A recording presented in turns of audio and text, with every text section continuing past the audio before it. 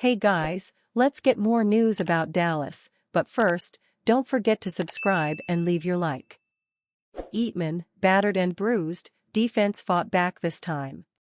In the last 4 days, it was hard to imagine the defense being beaten up anymore. Literally, they took their lumps the last 2 games.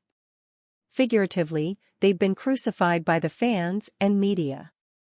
But Thursday night against the Giants, they took even more bumps and bruises, seeing their best players in the medical tent, in the locker room, limping off the field, hobbling around between plays.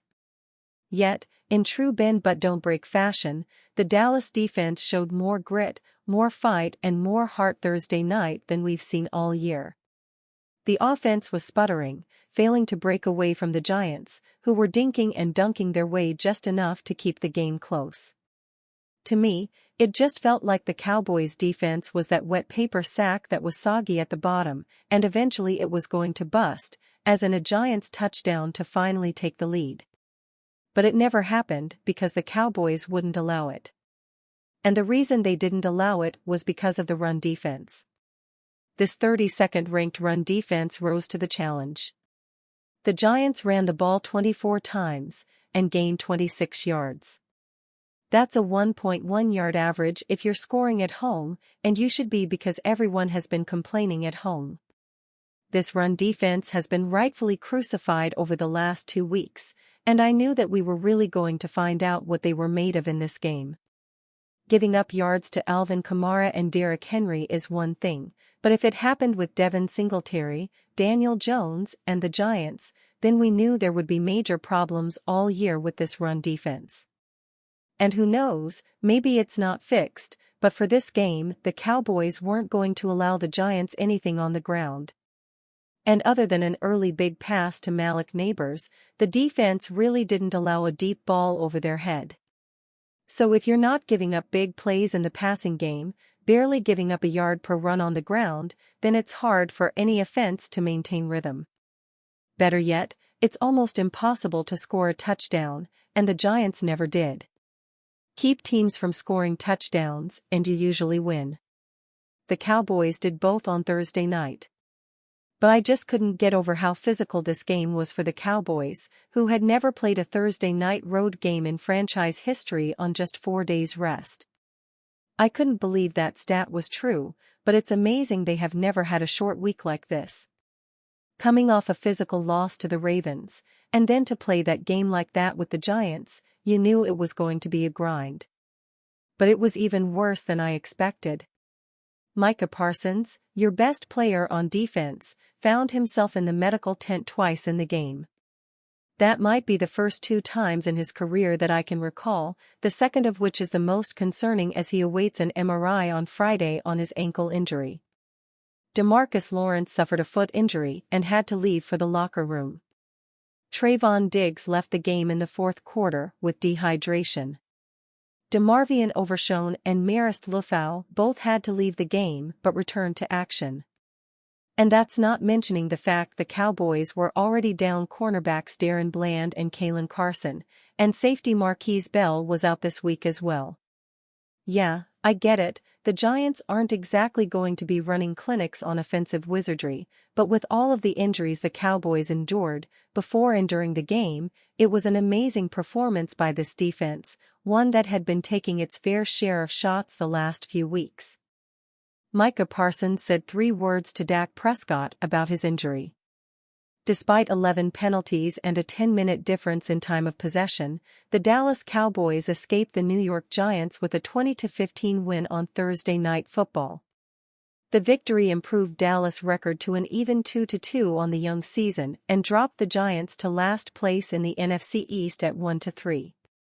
With less than 4 minutes to play in regulation, Cowboys star defender Micah Parsons went down in pain before exiting the field with an ankle injury. He spent a few moments in the blue medical tent on the sideline before departing to the locker room on a cart. According to The Athletic's John Machota after the game, Parsons was limping around the locker room, definitely in pain. The Cowboys reporter also revealed 3 words the All-Pro linebacker shared with quarterback Dak Prescott about his injury status: "I'll be good." NFL Network insider Mike Garafolo added on X that Parsons spent some time icing his ankle on the #Cowboys training table. Limping a bit but no indications here in the locker room he suffered a significant injury. After an impactful Week 1 debut against the Cleveland Browns, the 25-year-old has been quiet on the stat sheet over his last 3 games. Parsons finished Thursday's divisional matchup with only 2 total tackles, including 1 for loss.